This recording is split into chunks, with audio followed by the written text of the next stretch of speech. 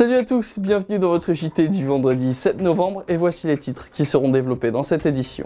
500 photos et 20 participants, dont certaines d'espèces très rares. L'opération 200 espèces dans mon quartier a dévoilé le résultat de ces opérations hier au grand public. Créer son entreprise, c'est toujours la galère, mais depuis hier, BGE, Flandre Création et le Pôle emploi ont signé un partenariat pour faciliter les démarches. Rappelez-vous, en début de semaine, on vous parlait de la maison communale des Huttes et de ses petits soucis qui ont retardé la mise en route de ses services. Elle est désormais ouverte depuis ce matin et Patrice Bernard a assisté au premier retrait. 500 photos au lieu des 200 visées initialement, une vraie réussite donc ce projet pour identifier certaines espèces de la faune et de la flore locale et surtout une vraie satisfaction pour les organisateurs comme vous allez pouvoir le constater dans ce sujet préparé par Aurélien Février et Cédric Alloy.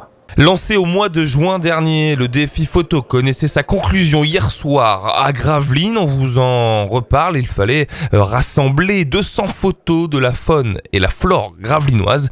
L'objectif à travers ça, recenser les espèces présentes et pourquoi pas en découvrir de nouvelles. Alors, objectif atteint, Guillaume Scaudet. Objectif atteint pour Gravelines, objectif atteint pour le quartier de Petit-Fort-Philippe avec le défi photo 200 espèces dans mon quartier. On a reçu via l'adresse mail ou via voie postale directement à la mairie plus de 500 photos qui nous ont permis d'identifier 272 espèces animales et végétales différentes. Hier soir, au centre François Mitterrand, les contributeurs réunis autour du CPIE Flandre Maritime faisaient donc le bilan de leur opération. Olivier a participé au projet, lui, le passionné de nature qui a toujours son appareil photo à portée de main. J'avais mon appareil à ce moment-là et puis j'ai pris en photo. Alors là c'était un oiseau, c'était un faucon cresserelle qui était sur un bâtiment. Sur une fenêtre, sur un châssis de fenêtre et qui était posé, certainement qu'il ne me voyait pas à cause du reflet. Et donc j'ai pu m'approcher pas mal de ce faucon et le prendre en gros plan, quoi. Donc une photo quand même assez intéressante qu'on a vue lors du reportage. Ouais. Voilà. Et sachez que vous pouvez encore et toujours envoyer vos plus beaux clichés de la faune et de la flore gravelinoise. Pour ça, il faut se renseigner auprès du CPIE Flandre Maritime de Zuidcote. Créer son entreprise tient parfois, voire souvent, du parcours du combattant. Afin d'aider au mieux les porteurs de projets, un partenariat a été officialisé ce jeudi matin entre BGE, Flandre Maritime et les agences Pôle emploi du littoral. Plus d'explications avec Frédéric Mazy. Bienvenue à l'aparté, je vous en prie. Bienvenue dans le studio privé de coiffure et de conseil en images de Manon. Une aventure débutée il y a plus d'1 an et demi, lorsque la jeune femme a décidé de se lancer dans la création d'entreprises. Je suis arrivée donc à Pôle emploi, ils m'ont dirigée tout de suite vers Flandre Création et BGE pour pouvoir constituer mon dossier, parce que c'est vrai qu'on est un peu perdu au niveau des étapes à franchir pour aller dans le bon sens et pas s'éparpiller. Donc du coup, ils m'ont vraiment aidée par rapport à la constitution de mon dossier, me trouver les bons partenaires pour l'évolution de celui-ci. Manon est l'exemple type de la réussite du double accompagnement Pôle emploi BGE Flandre Création. Un partenariat local qui permet de faciliter les démarches pour les entrepreneurs. Ce matin, la convention entre les deux structures a été signée, une simple officialisation en somme. C'est l'aboutissement d'un travail qui est fait au quotidien sur la création d'entreprise avec BGE. On ne fait aujourd'hui que contractualiser des actions qu'on mène tous les jours avec la BGE. 7 personnes sur 10 accueillies chez BGE sont demandeurs d'emploi et parmi eux, beaucoup méconnaissent leurs droits et l'évolution de leur statut. Il est effectivement possible pour un porteur de projet de garder son indemnité au moins pendant le temps effectivement de son accompagnement et de la formation au métier de chef d'entreprise, et aussi, chose qui est peut-être plus rare à comprendre ou méconnue, de pouvoir continuer à toucher ses indemnités dans le cadre de son activité, de sa nouvelle activité professionnelle.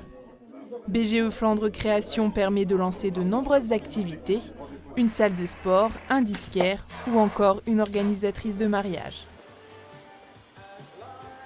La maison communale et postale des Huttes a donc ouvert ce lundi avec un petit problème informatique. Celui-ci a donc été réglé ce matin et Patrice Bernard a pu assister au premier retrait au guichet. Bonne nouvelle pour les habitants des Huttes, le premier retrait de la maison communale et postale a eu lieu ce vendredi matin. Le logiciel informatique au niveau de la poste fonctionne, donc maintenant les gens peuvent venir verser de l'argent sur leur compte, retirer de l'argent, affranchir leurs lettres ou leurs colis. Donc tout est opérationnel en fait. Une nouvelle implantation de proximité qui ne laisse pas indifférents les usagers des huttes. C'est super joli comparé à l'autre côté, que c'était un peu étriqué quoi. C'est plus proche pour les gens des huttes, donc ça évite d'aller à Gravelines. C'est pratique quoi. Et aussi que l'autre n'était pas assez souvent ouverte l'après-midi. Le cadre est très, très accueillant. Ça fait un peu bizarre de rentrer dans la maison dans le Bert d'Anvers. Un détail qui surprend certains usagers, l'absence de rampe handicapée devant le bâtiment.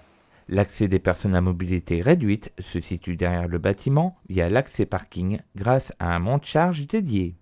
Et avant de se quitter, on va vous présenter un des rendez-vous de ce week-end. Toute la nuit, de samedi à dimanche, les fans de la BD et du manga ont rendez-vous à la poudrière de la Meilleray. Une nuit blanche au service de la BD, comme vous allez le constater avec Jani Tieko, le responsable de l'atelier BD.